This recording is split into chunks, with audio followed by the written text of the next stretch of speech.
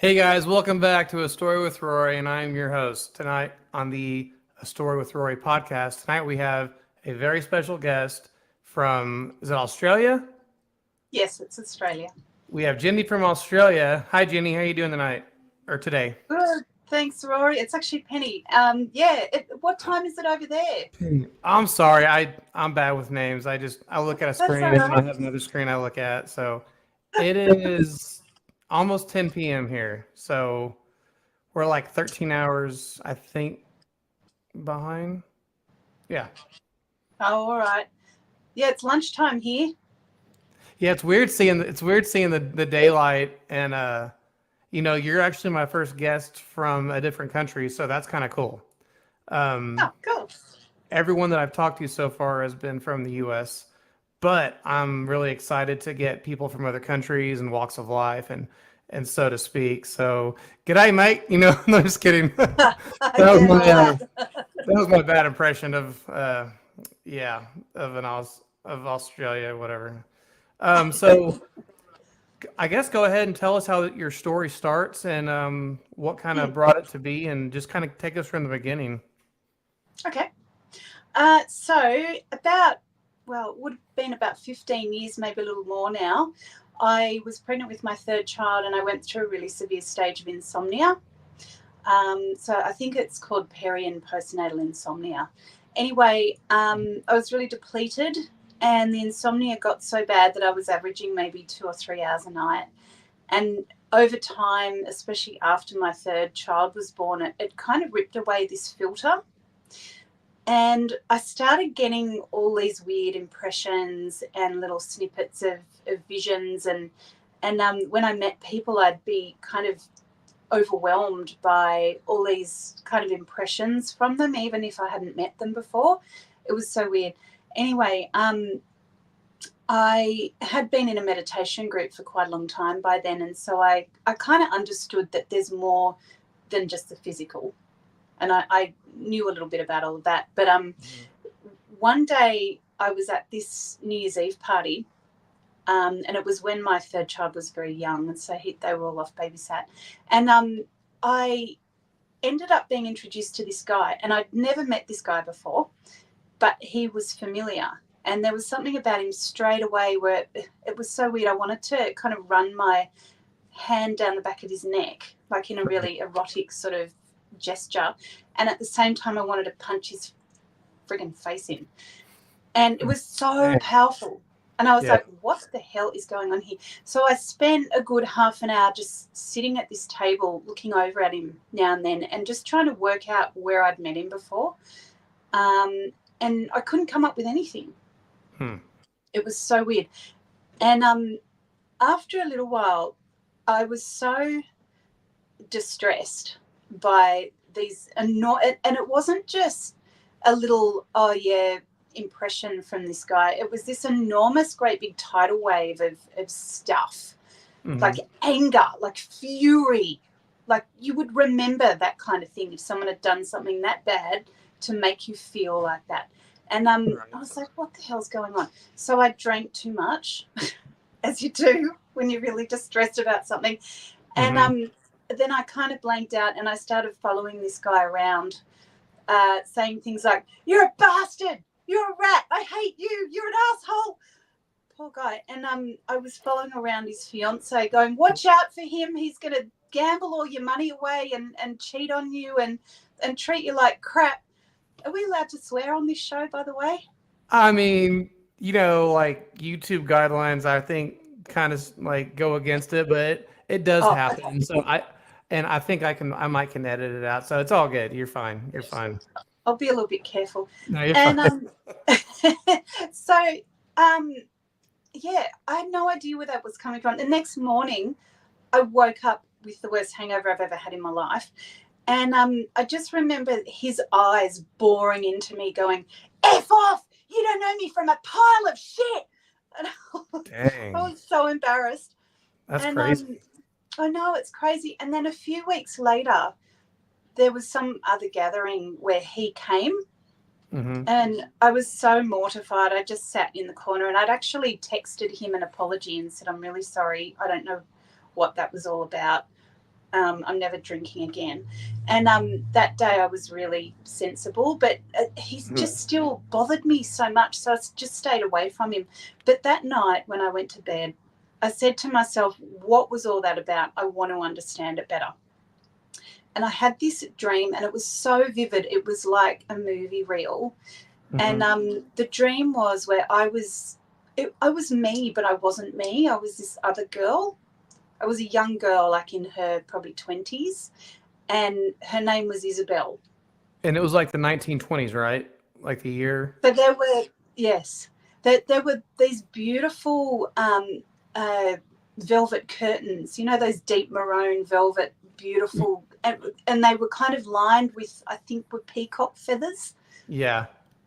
Like I know these what you're talking about. insane, yeah. And I'm pretty sure we were in the US somewhere.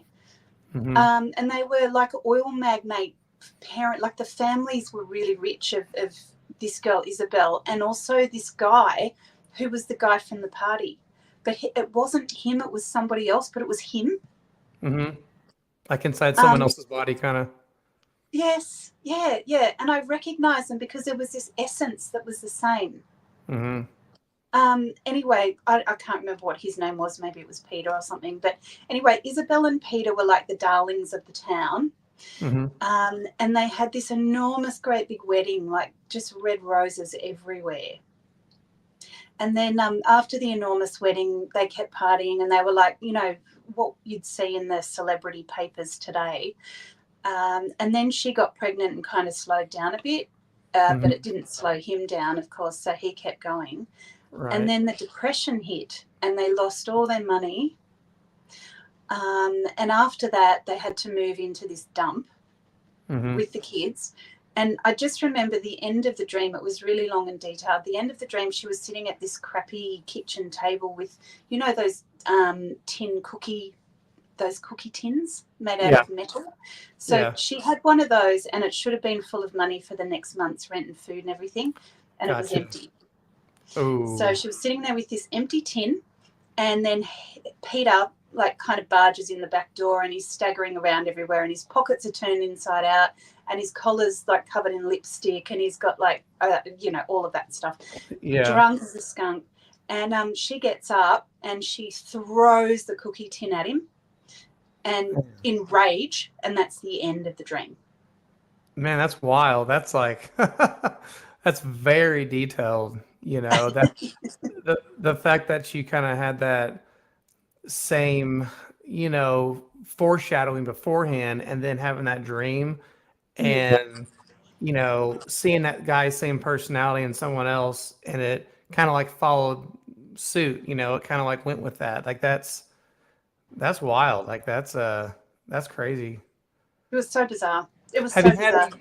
have you had any other dreams since then about that, or was that like the one and only time? Yes. So, you know what was really weird? When I was a kid growing up, I grew up in a very conventional household. Well, it was a little bit conventional. My parents are kind of, they're professors and they're doctorates of geology. So they're really conventional in their thinking. And I had all these weird dreams. And one of them was floating around this house.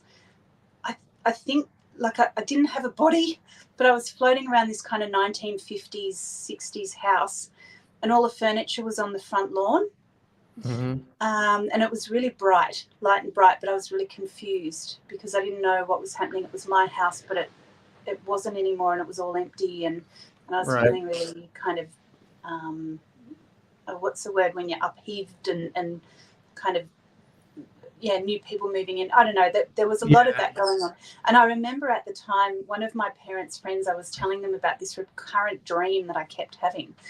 And to my surprise, because my parents have very conventional friends, well, they're a little bit eccentric, but they're conventional in their thinking. This person said, oh, well, it might have been from a past life, and maybe you died and you were like floating around the house that you used to live in. And at the time I was at uni and studying a science degree, and I was like, yeah, right. Yeah. And I since had other memories of her. Like she left Peter, the kids grew up, and then there was a whole bunch of stuff with the Second World War that happened. Hmm. And I don't even want to go there in terms of wanting to know what it was, but it was horrific because she was terribly traumatized, and she drank herself to death. Oh no, man. And I used to wonder why I couldn't touch white wine, but I will not touch white wine. Right, And I think she drank herself to death on white wine. man. So it's not a very happy ending to the story. Well, no, I mean, yeah, it's not a very good way to go either. That's, I mean, sometimes stories don't always have like a completely explained ending either. Sometimes Yeah. you're left in wonder on some things, and sometimes they're not always the happiest or brightest endings or moments. So it's just kind of, you know, every story that people have that they tell that is something either they can't explain or something that kind of just makes them, wonder or whatever. Um, you just never know what it's going to be. It's just random. Like it's just different and it's random and it's just you just never know, I guess. But yeah, that's crazy, like just the Yeah. details um and so forth. But yeah, I mean that's so you said your parents were professors at a school somewhere? Oh, well, they'd done a fair bit of lecturing at some of, maybe at schools and also at unis, and presenting for professionally for papers and stuff like that at their societies and things. That's They're cool. very, yeah, yeah, they're um, very intellectual. Did that kind of make you also want to maybe be like an author as well, or did that have anything to do with it? No, because my obsession when I was growing up was with fantasy. I was the Mhm. opposite. I did do a science degree, and I majored in anatomy physiology because I have, my other passion is for natural therapy. So I'm a homeopath, naturopath, nutritionist. So that's what I Oh, do that's in cool. my everyday job. But I've always been obsessed with fantasy, Hmm. and you know how I described that meeting with that guy and all of everything that happened. There was another similar incident with someone from my meditation group who ended up. It was almost catastrophic, the effect that that person had on me, and I'm not going to go into that because it's really long and involved. But it was a similar kind of thing that happened, and it was from it threw memories at me from, I didn't even know when it was at first, but I just have these memories of running through the desert in these weird sandals. Hmm. Kind of like Roman sandals, but different weird leather sandals. And there were Right. like thistles and prickles, and the moon was full, and oh, yes, there's something about spiders. There was a lot of stuff around spiders after I met this Oh. person, and I was so tired and so um, sleep deprived that I was seeing stuff out of the corner of my eyes, and they were like black spiders. It was horrible, and there's quite a lot of themes of spiders in the memories that I have of that time. Turned out, I went to a meditation kind of retreat in the middle of that just to try and get some sanity, and that gave me a lot of clarity on the memories, and I had a little bit of help with some people at the retreat. We had lots of conversations around it, and it turned out it was from ancient Sumerian times, Hmm. 3800 BC, Dang. and it was about this girl who'd been orphaned, and the whole story came out in my mind, and I started writing it down because I just had to get it out of my system.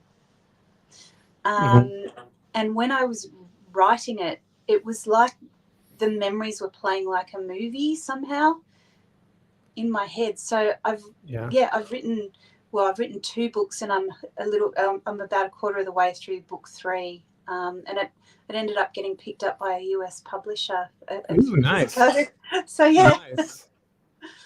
Nice. What's the name of that book? it's called The Oracle of Ur. You are. Okay. And I remember learning about, well, we used to call it Ur. I remember learning about Mesopotamia and stuff in school and being absolutely just obsessed with it. It was so interesting. And yeah, there's this whole history before Mesopotamia in ancient Sumer, and there's a lot of people saying different things, but I've always been obsessed with the stone tablets and the beings on the stone tablets that they portray. Mm-hmm. So yeah, there's a little bit about that in the book. I wanted to kind of explore it also with my imagination because there are big gaps. Yeah. Well, that's cool. I mean, so you've written you said 3 books so far, or you're working on your third? I'm working on the third. Yeah. Nice, nice. Well, I mean, congratulations. That's cool. Even to be picked up by a publisher is pretty neat. Thank I've you. written 1 book so far, and I'm on my second one. Yeah. But my first one's like a child fantasy, or I guess Yep. teenage fantasy. I don't really know. YA. Um, I think I'm it's not called. published yet. I haven't. I've sent the manuscript to some publishers, but man, they Yep. want like like $6,000 to $7,000 to do all this work to it, and I'm just like, man, that's a lot. That's a lot Um, of change, just to yes. throw out a book deal. I mean, I don't know. Amazon has like a Kindle Direct publishing um, platform for like Actually, it's like 200 pound 200 or is it dollars there or how like what's your dollars. so it's Yeah. like $250 to $300 to publish on Amazon, and it just puts it on Amazon Kindle Direct, whatever that is. Yeah. And um, I don't know if it gets picked up by a lot of readers or not, but I Yeah. Right. know with going with the publishing company, they put it out kind of like everywhere. Yes, So they I do. don't know. Yeah. I guess I'm just trying to save up for the money.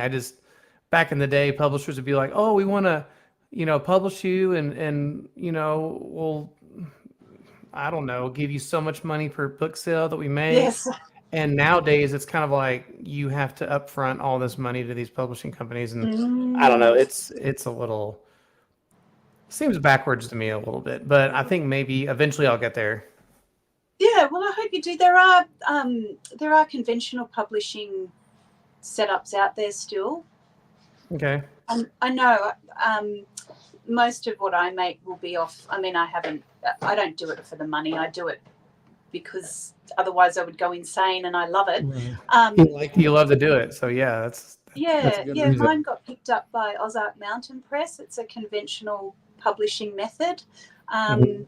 Yeah, I mean, in the long term, they get kind of the lion's share. But sorry, Oh, my phone just rang. I'm just gonna. oh, you're fine. You said in the long run, what now? Oh, well, in the long run, they would get the lion's share if my book made a lot of sales. But at the same time, they've just done everything, and Hmm. they put it all out there, and it's on so many different platforms. It's amazing. I wouldn't know how That's to do that. cool. Yeah, Mm. I mean, all that's like above my head. So, um, Yeah. I started this podcast in March of this year, and we've grown to almost about 8,000 subscribers. It, Wow. it's kind of like I was starting out with like Bigfoot, UFO, paranormal, cryptid Yes. sightings, people that see things that are weird they can't explain. But Yes. then I thought, I'm gonna open up my channel to like anyone that has an incredible story, right? Love it. Something that you don't hear about every day and that's worth mentioning. And I'm not saying there's podcasts out there that will not have people on there that have interesting stories, Mm. but I feel like a lot of the major ones want you to either be sponsored by somebody, pay money, something. Yeah. I'm just kind of like, I'm not monetized, I'm just doing this because I love to do it, and I want to be that channel that people can voice their stories through, and my Yes. goal is to get 1 million interviews, and I know it's going to Awesome. be, yeah, I know it's going to be a long haul and a lot to accomplish, but if people can get 1 million subscribers, then why can't you get a million 10-minute interviews, or stories, onto your show? Yeah. But yeah, so I know it's easier to get a click rather than a 10-minute segment, but at least I'll try, I mean, that's kind of the goal there. But yeah, your story's pretty phenomenal. I mean, I do have someone else I think that was possibly going to be on that had a something kind of like yours, but not exactly. It was like a dream type deal. But yeah, Yeah. I want to get other people that have kind of had the same thing you've had, and kind of like look at the similarities on a lot of these events on like how realistic was this dream? Did this person present characteristics in this other person? So you really knew it was that person, even though it was a different individual? So yeah, that's cool. Mm. So um, Yeah, yeah, I it's mean, kind of made a big difference in my life too, in terms of just, I've been through a bit of stuff, trauma, and all of that, and it's kind of helped me to understand, with trauma, it's like, why the hell did that happen to me? mhm, And if you look at it from the mainstream kind of point of view, it's like, oh well, it was just random, nothing. There is no reason why that happened. It was just a crappy thing that happened. It's just random, and that's all there is to it. But if you look at it from a kind of bigger perspective, like there's more to us than just the physical. It kind of changes it a little bit, because it puts it in a little bit of perspective right, somehow. right, You know, and there's a higher. Me, I'm a big believer in that higher sense of justice. You know how people can kill millions of people and just get off scot-free, and then they live in luxury and have this like seemingly amazing life, and then they die, and there's just no justice in that, in the kind of everyday sense. But I do have that sense that there is a different kind of justice, like a higher justice, mhm, for sure. and I it's mean, it's beyond our understanding. Yeah. oh yeah, I mean, there's a physical realm and spiritual realm, I believe. I mean, that's you know, um, I know things. Sometimes things happen at perfect timing, and for things to happen at a perfect timing means things had to orchestrate perfectly. So that's why I'm like, I don't buy the random either. I don't buy the random. Oh, it was random. Oh, it was da da da. Everything happens for a reason, I believe. So I get that. But yeah, I mean, what's weird is like, there's jobs that you can do where you do the same job every day. You look at the same thing or you put the same thing together, and then there's jobs where every day is different. Like a doctor, like Yeah. you encounter different people and all this other stuff. And I kind of feel like life's kind of like that in a way. Like there's things that just happen every day that are normal, like the sun rises, the sun sets every single day, and Yeah. then there's things that are just different. Like a meteor might go by that hasn't gone by in like 400 years. You just never know. I guess you just never know what you're going to come into. And that's the cool part about the universe and life and stuff like that, is just that you never know who you're going to meet. You never know what's going to happen. Mm. I don't know. It can be scary, but it can also be interesting and adventurous. I guess is what I don't know. Really cool. Do you have a strange story that can't be explained? I have. I mean, the whole reason I started this podcast was because I just have tons of stories that are absolutely. Some of them are really bizarre. Some of them kind of make sense. Some make no sense Mm. at all. Yeah. But yeah, I've most of them I put on my podcast were some of the beginning videos before I was starting to interview people. Yeah. Um, yeah, I mean, I've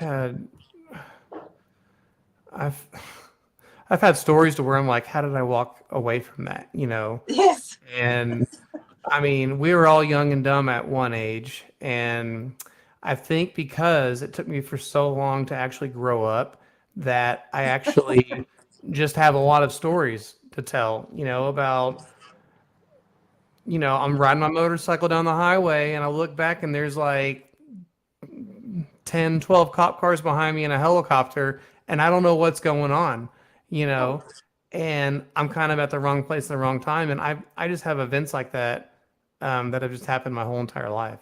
And yeah. Right. yeah, so I don't know. It's just, if you want to know most of them are on my YouTube channel, Yeah. but there are some that I can't disclose just Mm. because of there's sensitive materials and Mm.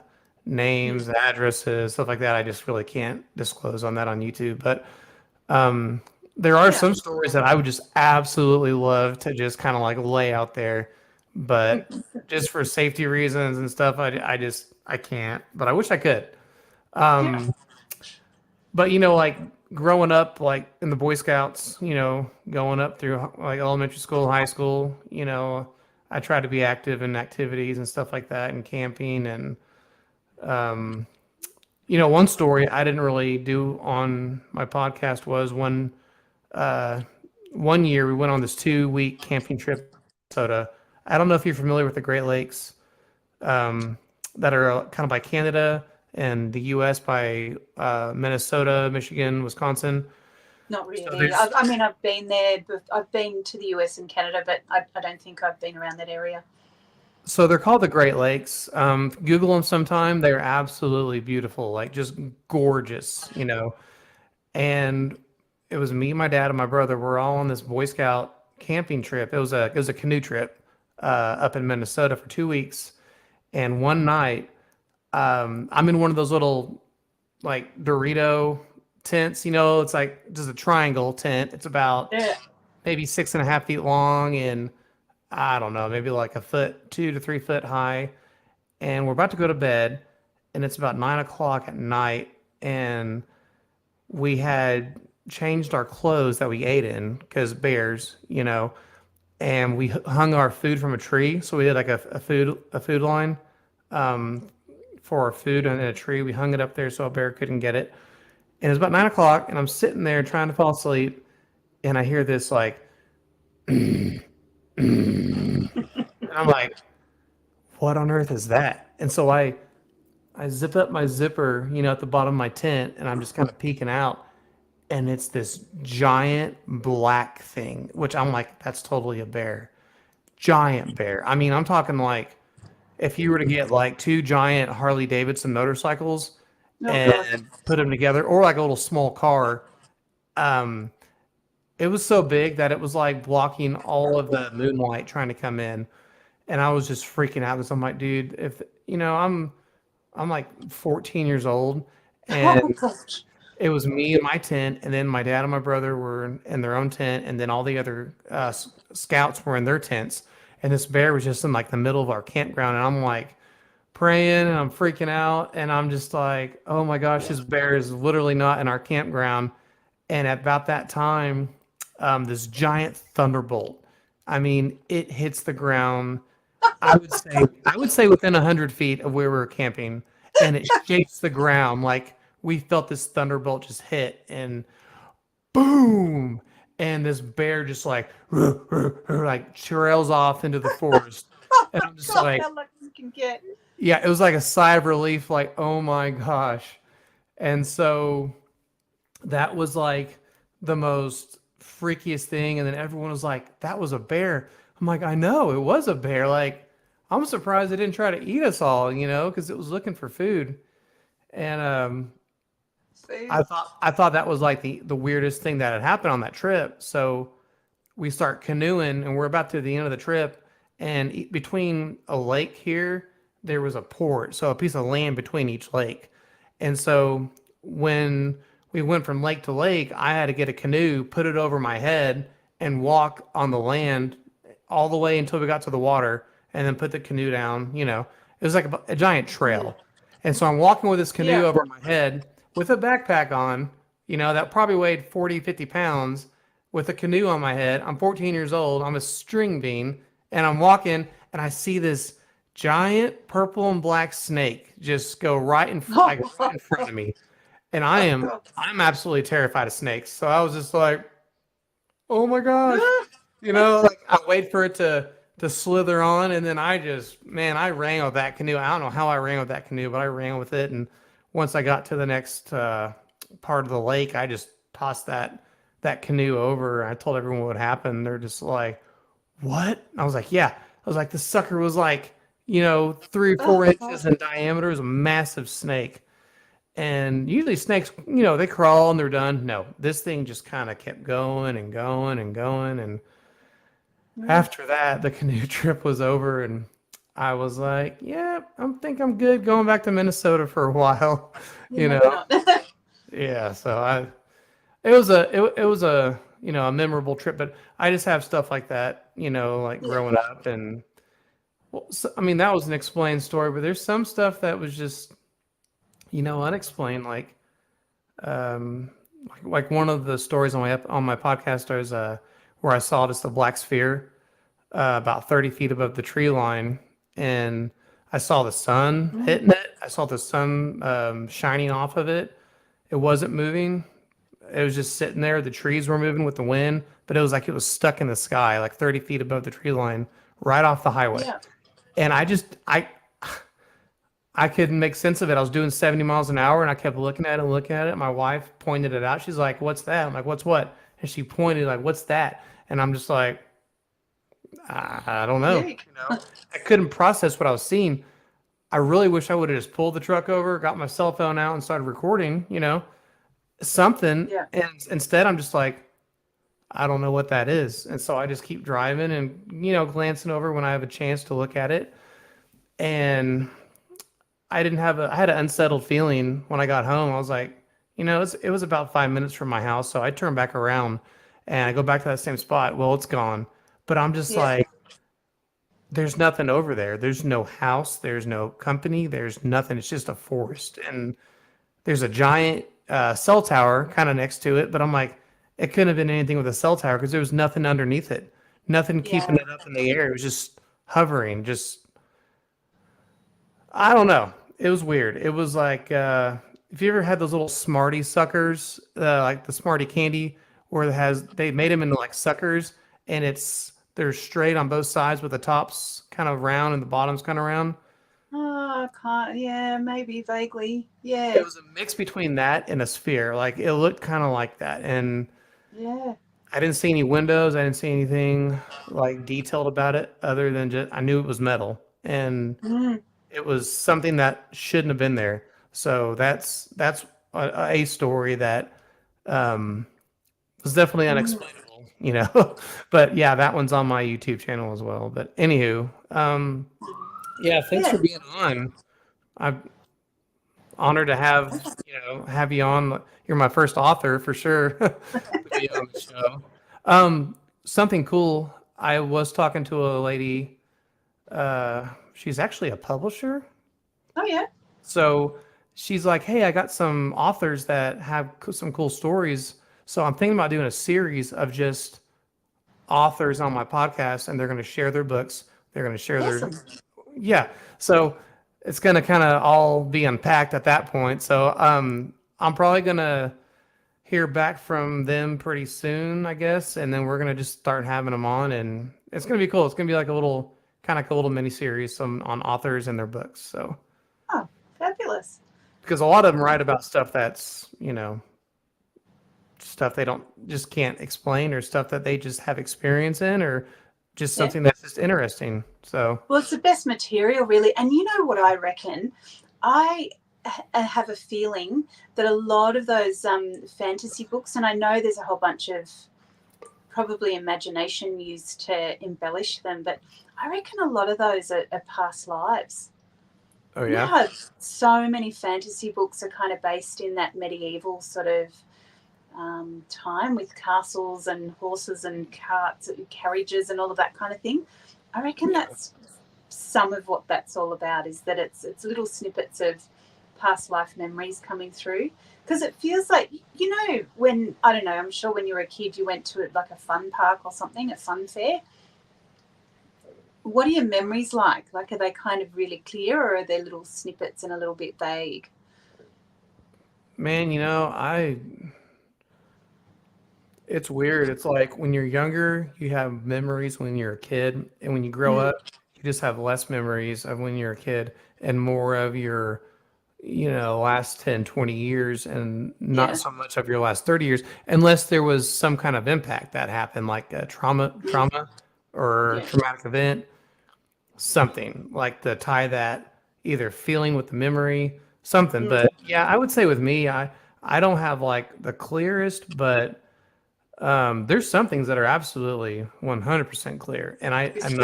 I remember like a couple days in a row, and then there's times where it's like maybe 5 minutes, Yeah. Yeah. or nothing at all, Yeah, nothing at all. Yeah, and well, that kind of yeah. vague little, that's kind of what the memories were like for me when I was hit with them, the past lives. It was like, I've got this memory of going to Luna Park, which is kind of near us. It's this fun park type thing, and the fairy floss, which I know you guys call cotton candy.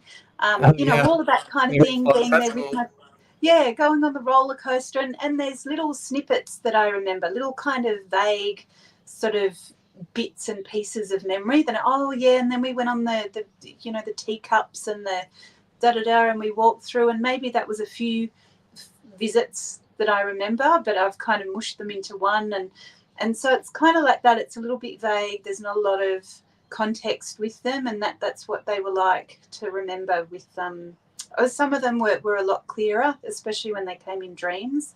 But Mhm. others came in little kind of snippets, little sort of impressions, and they'd be like that kind of thing.